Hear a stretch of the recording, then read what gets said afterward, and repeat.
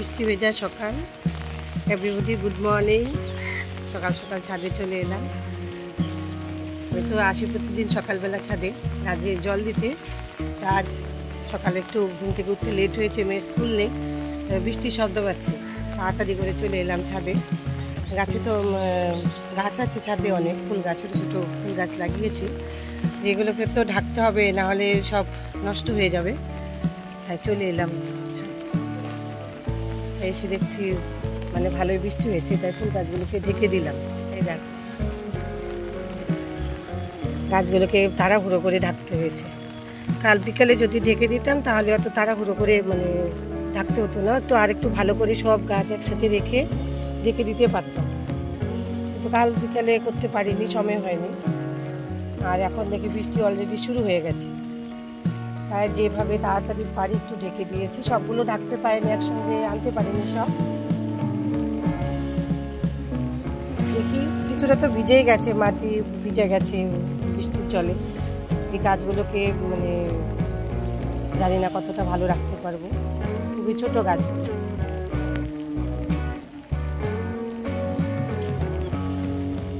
কোনো রকম শুধু একটু ঢেকে দিয়েছি, আর একটু ভালো করে ঢাকা উচিত ছিল, কিন্তু বৃষ্টি পড়ছে বলে আর ছাদে এক হাতে ছাতা নিয়ে ঢাকতে পারিনি ভালো।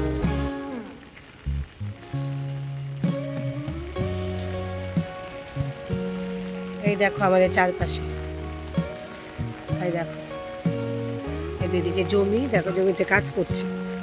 ওই যে দূরে দেখা যাচ্ছে দুজন গাছ কাটছে, এগুলো সব কলমি শাক। এখানে কলমি শাক চাষ করে, আর এগুলো কেটে কেটে গরুকে খাওয়াবে। এখানে গোশালা, এই যে এখানে গোশালা, গরু দেখতে পাচ্ছ, এই গোশালা। যে মাঠ বড়, খুবই সামনে বড় মাঠে সার্কাস হয় প্রতি বছর। ঘরের থেকে খুবই কাছে আমাদের, আমি তো এখন ছাদে আছি, ছাদ থেকে খুবই কাছে দেখা যাচ্ছে। চারপাশটা দেখাচ্ছি, আমাদের চারপাশটা সবুজ।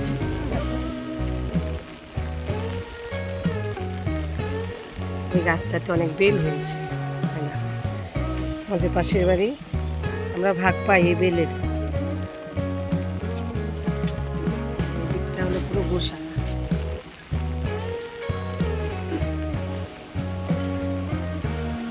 চারদিকটা পুরো সবুজ। যে ওখানে বিল্ডিং হচ্ছে, মানে 20-25 তলা বিল্ডিং হয়ে গেছে, আরও হচ্ছে। বুদ্ধিস্ট কোম্পানির বিল্ডিং, ফ্ল্যাট হচ্ছে এগুলো সব। সামনে স্টেশন আছে, ট্রেন যাবে এখন। আমাদের বাড়ি থেকে যাতায়াতের ব্যবস্থা খুবই সুবিধে। আর এই দিকটা বাস রোড, এদিকে বাস যায়, আমরা মিডিলে আছি, আর এদিকে স্টেশন। আমাদের ঘর থেকেই মানে ট্রেন দেখা যায়। আর এই দিকে দেখো চারদিকটা পুরো সবুজ, আমাদের পুরো সবুজে ঘেরা আমাদের বাড়ি। গাছগুলো সব পাতা ঝরে গেছে, লেবু গাছের পাতাগুলো। আবার ফুল ফুটবে কিছুদিন পরে। এখন সে মানে বেশি লেবু নেই, কয়েকটা আছে, ঠান্ডা পড়ে যাচ্ছে তো, এখন আর বেশি লেবু হবে না।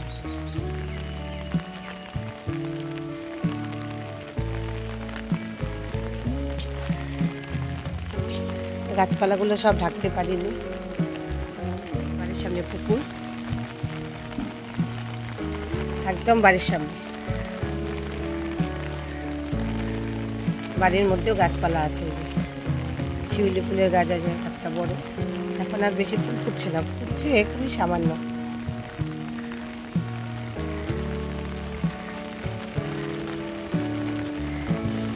আমার ঘরের বারান্দা থেকেও দেখা যায় ওই একদম, আমরা মানে পুকুরের খুব সামনে আমাদের ঘর।